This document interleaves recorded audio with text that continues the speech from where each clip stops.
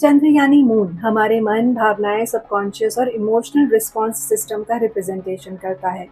वैदिक एस्ट्रोलॉजी में जब मून अपने सबसे कमजोर स्थान में यानी वृश्चिक राशि में आता है तब उसे नीच चंद्र कहा जाता है। स्कॉर्पियो एक जल तत्व और स्थिर राशि है, जिसका मतलब है गहरा इमोशनल समुद्र जिसमें जज्बात जम जाते हैं, बह नहीं पाते। नीच चंद्र का अर्थ है कि व्यक्ति के इमोशंस हेल्दी तरीके से व्यक्त नहीं हो पाते, या तो वो व्यक्ति इमोशनली हाइपर हो जाता है या फिर बिल्कुल ही इमोशनली नम। ऐसे ग्रह योग व्यक्ति के अंदर एक छुपा हुआ इमोशनल दर्द, गिल्ट या फिर कंट्रोल का पैटर्न बनाते हैं। जल तत्व होने के बावजूद वृश्चिक में चंद्र अपनी नेचुरल क्वालिटीज एक्सप्रेस नहीं कर पाता। Instead of nurturing it becomes obsessive, possessive और कंट्रोलिंग। वृश्चिक के स्थिर नेचर के कारण व्यक्ति अपने अतीत से चिपका रहता है। छोटी छोटी बातें उसके अंदर इमोशनल लावा की तरह जमा होती जाती हैं और कभी किसी ट्रिगर के टाइम वो इरप्ट कर सकती हैं। इसका सबसे पहला असर व्यक्ति के अपने इमोशंस को समझने और एक्सप्रेस करने की क्षमता पर पड़ता है। नीच चंद्र वाले लोग अक्सर दूसरों के इमोशंस को तो समझ लेते हैं, लेकिन खुद के इमोशंस को एक्सेप्ट नहीं कर पाते, या गिल्ट के साथ फील करते हैं या सप्रेस करते रहते हैं। जब चंद्र वृश्चिक राशि में होता है तो असल में यहाँ मून जो जल तत्व का है और मार्स जो अग्नि तत्व का है, इन दो ग्रहों की दुनिया टकरा जाती है। स्कॉर्पियो का स्वामी मंगल होता है जो लड़ाई, सर्वाइवल, कंट्रोल और डोमिनेंस का ग्रह है। जब मून जैसा सॉफ्ट इमोशनल नर्चरिंग ग्रह स्कॉर्पियो जैसे इंटेंस कंट्रोलिंग और इमोशनली सीक्रेटिव राशि में चला जाता है तो एक सिंबॉलिक टग ऑफ वॉर शुरू हो जाता है। मून चाहता है इमोशनल कंफर्ट, रिदम और इमोशनल रिस्पॉन्स, जबकि मार्स चाहता है एक्शन, स्ट्रैटेजी और emotional suppression for survival. Result, व्यक्ति अंदर से इमोशनली वॉलेटाइल लेकिन बाहर से इमोशनली नम्ब या शट डाउन लगता है। मून की मोबिलिटी चंचल है, वो हर चीज को महसूस करना चाहता है, बहते रहना चाहता है। मार्स की नेचर फिक्स्ड है, वो कंट्रोल करना, दर्द छुपाना और इमोशंस को वेपन यानी कि भावनाओं को हथियार बनाना चाहता है। स्कॉर्पियो में मून जैसे एक ग्लास में लावा भर दिया गया हो, वो या तो चुपचाप उबलता रहेगा या फिर ब्लास्ट कर जाएगा। ये कॉन्फ्लिक्ट मून के लिए ट्रॉमा क्रिएट करता है, जिसमें व्यक्ति हर रिश्ते को या हर इमोशन को सेफ वर्सेस अनसेफ जोन में तोड़ के देखता है या कंप्लीटली इमोशनली डिटैच्ड हो जाता है। हर भाव में नीच चंद्रमा अपनी अलग अलग साइकोलॉजिकल पैटर्न दिखाता है। सबसे पहले बात करते हैं नीच का चंद्र अगर पहले भाव में हो तो वो कैसी इमोशनल और साइकोलॉजिकल दुनिया क्रिएट करेगा। स्कॉर्पियो के तत्व जल और उसकी फिक्स्ड क्वालिटी और पहले भाव की आइडेंटिटी को साथ जोड़कर समझते हैं। जब चंद्र स्कॉर्पियो में हो और वो भी लग्न भाव में हो तो व्यक्ति का पूरा व्यक्तित्व, उसकी पूरी पर्सनालिटी एक इमोशनल स्पॉन्ज बन जाती है। यानी कि दुनिया का हर गम, हर वाइब्रेशन, हर रिएक्शन उसके चेहरे पर लिखा होता है, लेकिन उसके चेहरे के पीछे का दर्द समझना मुश्किल होता है। स्कॉर्पियो राशि being a fixed water sign, यहाँ चंद्र इमोशंस को पकड़ के रखता है लेकिन एक्सप्रेसिव नहीं होता। रिजल्ट, व्यक्ति बार बार अपनी आइडेंटिटी को लेकर कंफ्यूज्ड रहता है। मैं कौन हूँ, मेरी वैल्यू क्या है, क्या मैं प्यार के लायक हूँ, ऐसे सवाल उसके मन में आते हैं। First house mind, body, soul का स्नैपशॉट होता है। नीच का चंद्र यहाँ व्यक्ति के चेहरे पर हमेशा एक अनकही उदासी का मास्क चढ़ा देता है। लोग इस व्यक्ति को या तो वह सेंसिटिव समझते हैं या फिर इमोशनली कोल्ड, पर असल में यह व्यक्ति अपने अंदर ही इमोशनल सुनामी झेल रहा होता है। सेल्फ एस्टीम यहाँ सबसे बड़ा मुद्दा होता है। कभी अपने लुक्स को लेकर शर्म, कभी अपने अतीत को लेकर गिल्ट और कभी दूसरों से मिलने वाली रिजेक्शन को लेकर ट्रस्ट इश्यूज डेवलप होते रहते हैं। और इंटरेस्टिंगली फूड और मनी इनसिक्योरिटी भी यहाँ डीपली रूटेड होती है, क्योंकि मून नरिशमेंट और बेसिक सर्वाइवल नीड्स का रिप्रेजेंटेशन करता है। तो जब वो फर्स्ट हाउस में नीच हो, व्यक्ति बार बार इमोशनल फुलफिलमेंट के लिए या तो इमोशनल ईटिंग करेगा या कभी स्कैरसिटी माइंडसेट में चला जाएगा। मेरे पास कभी कुछ था ही नहीं या फिर मैं डिजर्व ही नहीं करता, ऐसी सोच उसके मन में आने लगेगी। जब नीच का चंद्र लगन में होता है, व्यक्ति का पूरा इमोशनल लेंस डिस्टॉर्ट हो जाता है। स्कॉर्पियो जल तत्व और स्थिर राशि होने के कारण व्यक्ति अपने इमोशंस को दबाता है, पर वो इमोशंस अंदर से उसको तोड़ देते हैं। यहाँ आइडेंटिटी क्राइसिस होती है, अपने अस्तित्व पर डाउट आता है। अब बात करते हैं नीच चंद्र अगर स्कॉर्पियो में हो और दूसरे भाव में बैठा हो तो कैसा रहेगा। खानदानी कंडीशनिंग, मनी इनसिक्योरिटीज और जबान से जुड़ी उलझने जिनमें व्यक्ति उलझा रहता है, इस तरीके की इमोशनल लेयर्स सामने आती हैं। दूसरे भाव में नीच चंद्र परिवार और बचपन से जुड़े डीप इमोशनल ब्लॉक्स देता है। बचपन में माँ से इमोशनल डिस्टेंस या स्पीच एंजाइटी हो सकती है। फूड डिसऑर्डर्स और मनी इनसिक्योरिटी भी होती है। जब नीच का चंद्र दूसरे भाव में होता है, जो अन्न वाणी और धन का स्थान है, तो व्यक्ति की इमोशनल सेफ्टी का कनेक्शन खाने और पैसे से बन जाता है। स्कॉर्पियो राशि बीइंग जल तत्व और स्थिर इमोशंस को कंट्रोल करने के लिए व्यक्ति एक्सट्रीम बिहेवियर्स दिखाता है।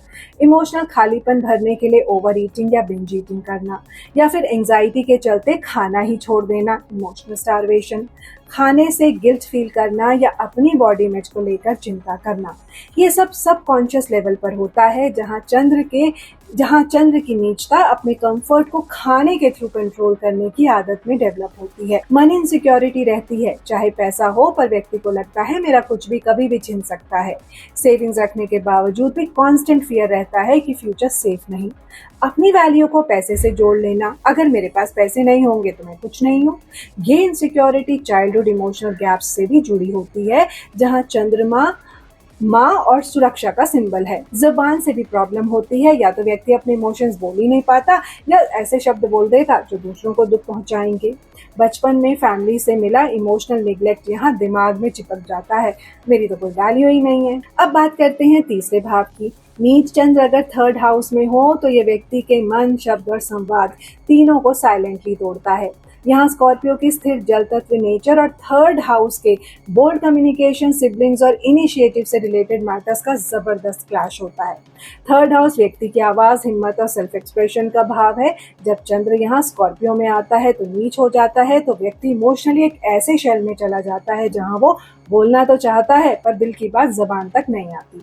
Scorpio being a fixed water sign, यहाँ इमोशंस प्रेशर कुकर जैसे बन जाते हैं। रिजल्ट, व्यक्ति या तो अंडर कॉन्फिडेंट होता है या हाइपर डिफेंसिव। एक संवाद को, एक बात को शुरू करने की हिम्मत ही नहीं होती, या अगर करता भी है तो बात या तो सार्केज्म या फिर बिटरनेस में निकल जाती है। बाद में बहुत कड़वापन हो सकता है। ये चंद्र sibling rivalry, unspoken childhood trauma या पीयर ग्रुप के इमोशनल बिट्रेयल से भी जुड़ा होता है। अक्सर ऐसे व्यक्ति को लगता है कि मेरी बात कोई सुनता ही नहीं है, और वो या तो चुप हो जाता है या फिर अननेसेसरी ओवर टॉकिंग करता है, जिसमें असली इमोशंस छुप जाते हैं। मेंटल क्लटर और क्रिएटिव ब्लॉक्स यहाँ कॉमन होते हैं। लिखना चाहते हैं पर लिख नहीं पाते, बोलना चाहते हैं पर रुक जाते हैं। फूड क्रेविंग यहाँ भी शो होती है, स्पेशली कंफर्ट फूड्स जैसे चिप्स, चॉकलेट्स, डीप फ्राइड चीजें, because they give mouth satisfaction जब कम्युनिकेशन सप्रेस्ड हो। अब चलते हैं एक और गहरी भावनाओं के घर की तरफ। फोर्थ हाउस में चंद्र वृश्चिक में हो तो यह व्यक्ति का इमोशनल फाउंडेशन ही हिल चुका होता है। माँ, घर, अपनापन और अंदर की शांति सब कुछ एक इमोशनल बैटलफील्ड बन जाता है। फोर्थ हाउस चंद्र का स्वग्रही स्थल होता है, लेकिन जब ये स्कॉर्पियो में नीच हो जाए तो व्यक्ति के अंदर का घर, उसका इमोशनल बेस फ्रैक्चर हो जाता है। यहाँ व्यक्ति को घर, माँ और अपने कंफर्ट से वही सेफ्टी नहीं मिलती जिसका वो हकदार है। स्कॉर्पियो यहाँ मून को पैरानिया, फियर और इमोशनल कंट्रोल गेम्स के अंदर खींच लेता है। चाइल्डहुड मेमोरीज यहाँ या तो इंटेंस होती हैं या इमोशनली सप्रेसिव। जैसे घर में सब कुछ था पर माँ का प्यार नहीं मिला, या मिला भी तो कंडीशनल था। यह व्यक्ति बहुत इमोशनली अटैच्ड होता है घर से, पर उसी घर में घुटन भी महसूस करता है। Over thinking, claustrophobia, emotional withdrawal और एम्पैथी फटीग यहाँ कॉमन होते हैं। ऐसे लोग बार बार अपना कंफर्ट जोन बनाते हैं, तोड़ते हैं और फिर खुद से ही दूर चले जाते हैं, जैसे अपने ही दिल का रास्ता भूल जाते हैं। फोर्थ हाउस बीइंग जल तत्व का भाव भी है और स्कॉर्पियो भी जल तत्व में स्थिर है, तो इमोशंस यहाँ स्टक वाटर बन जाते हैं, neither flowing nor evaporating, just festering in the corners of the soul। अब चलें फिफ्थ हाउस की तरफ, जहाँ प्यार और बचपन के दर्द चिपके होते हैं, जहाँ प्यार, क्रिएटिविटी, बच्चे और खुशी की असली रोशनी छुपी होती है। लेकिन जब चंद्र यहाँ स्कॉर्पियो में होता है तो वो रोशनी अंधेरों में लपेट ली जाती है। ये इमोशनल एक्सप्रेशन का वो एरिया है जहाँ व्यक्ति अपने अंदर के बचपन को समझने की जगह उसे दबा देता है। फिफ्थ हाउस व्यक्ति के मन की लहरों, रोमांटिक एक्सप्रेशंस और बचपन की यादों का भाव है। जब चंद्र यहाँ स्कॉर्पियो में होता है तो इमोशनल वल्नरेबिलिटी सबसे बड़ी कमजोरी बन जाती है। व्यक्ति को प्यार करने का मन तो होता है पर ट्रस्ट करने की हिम्मत नहीं होती। स्कॉर्पियो का फिक्स्ड वाटर तत्व यहाँ मून को पॉसेसिव, जेलस और इमोशनली मैनिपुलेटिव बना देता है, या वो इंसान खुद ऐसा हो जाता है या ऐसे लोग अट्रैक्ट करता है। बचपन में अगर इमोशनल रिजेक्शन मिला हो या कोई क्रिएटिव एक्सप्रेशन दब गया हो, जैसे ड्राइंग, राइटिंग, डांस, म्यूजिक, तो यहाँ एक डीप साइकोलॉजिकल ब्लॉकेज बन जाता है। ये मून इमेजिनेशन को डार्कनेस में ले जाता है, जैसे सपने देखता तो है पर टूटने का डर इतना होता है कि सपना भी अधूरा ही छोड़ देता है। ऐसे व्यक्ति को कभी कभी लव एडिक्शन, क्रिएटिव फोबिया और even fear of becoming a parent हो सकता है, क्योंकि उसके अंदर का बचपन खुद अनसेफ महसूस करता है। अब बात करते हैं 6th हाउस में चंद्र के स्कॉर्पियो राशि में होने की, जहां व्यक्ति का मन बैटलफील्ड बन जाता है। हर रोज एक इनविजिबल इमोशनल वॉर, जिसमें व्यक्ति खुद से ही लड़ता है बिना किसी दिखाई देने वाले दुश्मन के। ये भाव रोग, ऋण और रिपु का है, और जब चंद्र नीच का हो तो इनर एनिमीज काम पर लग जाते हैं। 6th हाउस चंद्र जब स्कॉर्पियो में हो तो व्यक्ति हर वक्त इमोशनली ड्रेन्ड महसूस करता है। मून जो सॉफ्टनेस और केयर देने वाला प्लेनेट है, वो यहाँ सस्पेंशन, गिल्ट और एंजाइटी के नीचे दब जाता है। व्यक्ति को बार बार लगता है कि कोई उसके अगेंस्ट प्लानिंग कर रहा है। दिल में विश्वास से ज्यादा डाउट बैठे होते हैं। स्कॉर्पियो का जल तत्व और स्थिर स्वभाव यहाँ इमोशनली रिएक्टिव और इंटरनली स्टबन बना देता है। यहाँ फूड डिसऑर्डर्स, इमोशनल ईटिंग और गट माइंड कनेक्शन से रिलेटेड प्रॉब्लम्स भी कॉमन होते हैं, जिसे हम moon in the house of disease कहेंगे। डाइजेस्टिव इश्यूज, इम्यूनिटी डिप्स और बॉडी इमेज इनसिक्योरिटी यहाँ के हिडन सिम्टम्स हैं। बंदा या तो कंट्रोल फ्रीक बन जाता है या कंप्लीटली डिटैच्ड। कई केसेस में ये प्लेसमेंट एम्पैथिक बर्नआउट भी देता है। ऐसे लोग दूसरों की प्रॉब्लम्स का वेट ले लेते हैं बिना खुद का इमोशनल ड्रेनेज समझे हुए। अब चलते हैं 7th हाउस। यहाँ नीच चंद्र सबसे ज्यादा दर्द को प्यार के रूप में महसूस करता है। 7th हाउस शादी, लॉन्ग टर्म पार्टनरशिप्स और मिरर रिफ्लेक्शन का भाव है।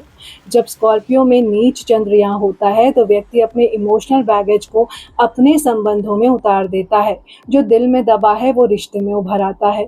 7th हाउस में नीच चंद्र हो तो व्यक्ति अपने पार्टनर के साथ इमोशनल कोडिपेंडेंसी में फंस जाता है। स्कॉर्पियो का जल तत्व और स्थिरता यहाँ पॉसेसिवनेस, फियर और अबैंडनमेंट और ट्रस्ट इश्यूज को जन्म देता है। प्यार करता है लेकिन उसी प्यार से इनसिक्योर हो जाता है। हर अटैचमेंट में व्यक्ति को लगता है जैसे उसका पास्ट फिर से ट्रिगर हो रहा है, जैसे उसे छोड़ दिया जाएगा या उसके साथ धोखा हो जाएगा। इमोशनल पुश पुल यहाँ कॉमन है। व्यक्ति कभी डीपली अटैच्ड हो जाता है तो कभी इमोशनली शट डाउन। जो चाहिए होता है इमोशनल इंटीमेसी, वही डर बन जाता है। इस वजह से यहाँ कार्मिक पार्टनरशिप्स, वन साइडेड एफर्ट्स और इमोशनली अनअवेलेबल पार्टनर्स अट्रैक्ट होते हैं।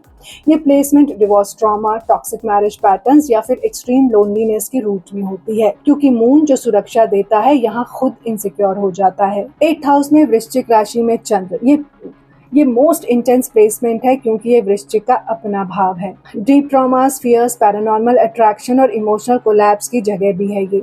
स्कॉर्पियो यहाँ अपना पूरा साइकोलॉजिकल बैगेज निकालता है। अगर किसी की कुंडली में चंद्र स्कॉर्पियो में हो और वो भी अष्टम भाव में, तो समझ लीजिए कि उस व्यक्ति ने इमोशनली जीवन के सबसे गहरे, सबसे अंधेरे रास्ते चुने हैं। यहाँ स्कॉर्पियो अपना पूरा साइकोलॉजिकल बैगेज निकालता है। पुरानी चोटों से लेकर suppressed trauma, fear of abandonment, deep sexual shame, trust issues, guilt, anxiety, हर चीज़ यहाँ स्टोर होती है।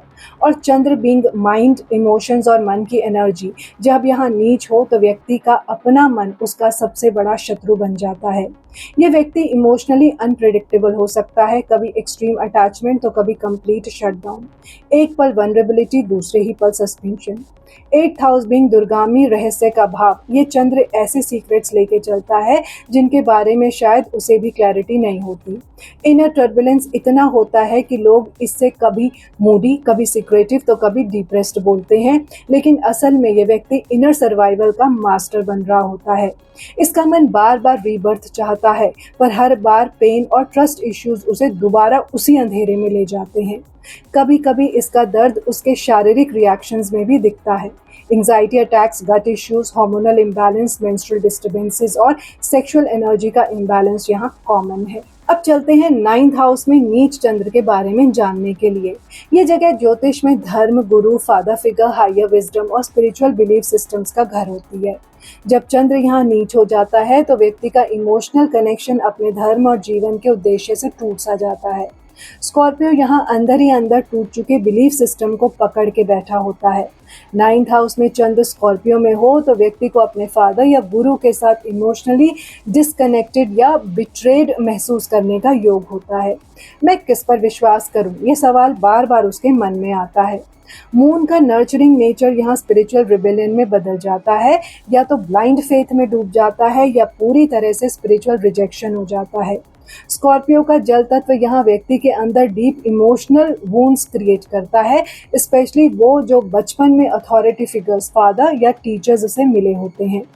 मून का नीच होना यहाँ आइडेंटिटी क्राइसिस भी लाता है। व्यक्ति को लगता है कि उसकी इमोशनल सच्चाई और दुनिया के रूल्स अलग हैं।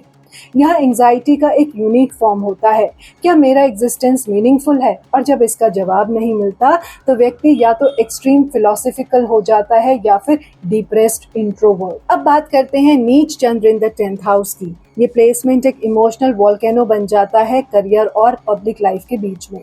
यहाँ मून अपनी सुरक्षा की तलाश को काम और दुनिया के नजरिए में ढूंढने लगता है, लेकिन स्कॉर्पियो उस इमोशनल स्टेबिलिटी को कंट्रोल और फियर में बदल देता है।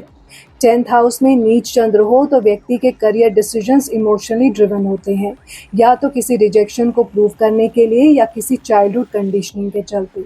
स्कॉर्पियो का जल तत्व यहाँ पब्लिक इमेज के पीछे छुपी इमोशनल वल्नरेबिलिटी बन जाता है। लोग कहते हैं इतना सक्सेसफुल है फिर भी खुश नहीं है, क्योंकि ये व्यक्ति इमोशनली कभी सेटल्ड महसूस ही नहीं करता, चाहे स्टेटस कितना भी हो। यहाँ मून अथॉरिटी के सामने नर्वसनेस लाता है। बॉस के साथ या पब्लिक स्टेज पर व्यक्ति या तो ओवरली सेंसिटिव बन जाता है या बिल्कुल इमोशनली कट ऑफ।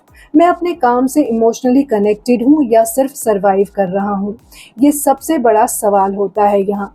स्कॉर्पियो की फिक्स नेचर मून को यहाँ ऑब्सेशन और बर्नआउट के मोड में डालती है। परफेक्शनिज्म, वर्कहोलिज्म और अपने इमोशंस को सप्रेस करने की टेंडेंसी। ये प्लेसमेंट उन लोगों में देखा गया है जिनकी पब्लिक इमेज स्ट्रांग होती है लेकिन पर्सनल लाइफ इमोशनली एग्जॉस्टेड। अब बात करते हैं नीच चंद्र इन द 11th हाउस। ये एक ऐसी जगह है जहां व्यक्ति का इमोशनल जगत और उसकी सोशल दुनिया एक दूसरे से बिल्कुल अलग चलती है। मून यहाँ दोस्ती, गेन्स और सोशल अप्रूवल के थ्रू अपने इमोशंस को वैलिडेट करना चाहता है, लेकिन स्कॉर्पियो की फिक्स्ड वाटर नेचर उसे इमोशनली इनसिक्योर और सोशली विड्रॉन बना देती है।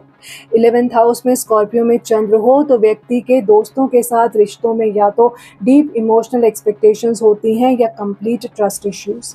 यहाँ मून की ज़रूरत होती है कि उसे इमोशनल सिक्योरिटी मिले अपने दोस्तों और सोशल सर्कल में, लेकिन स्कॉर्पियो का साइकोलॉजिकल डेप्थ यहाँ उसे बार बार हर्ट, बिट्रेयल या इमोशनल रिजेक्शन महसूस करवाता है।